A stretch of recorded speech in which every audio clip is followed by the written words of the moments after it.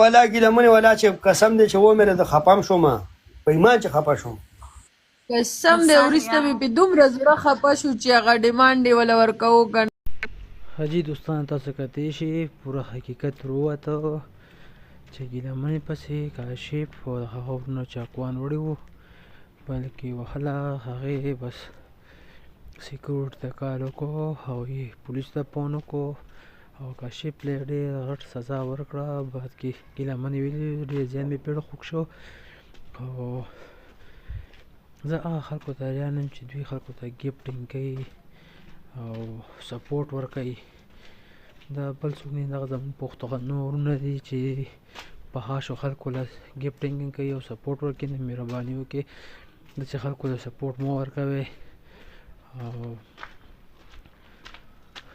دا د اسلام دپاره یو ناسور جوړیږي او د نورو ویډیوګانو دپاره زموږ چینل سبسکرایب کړئ. په لوی علم سپارم.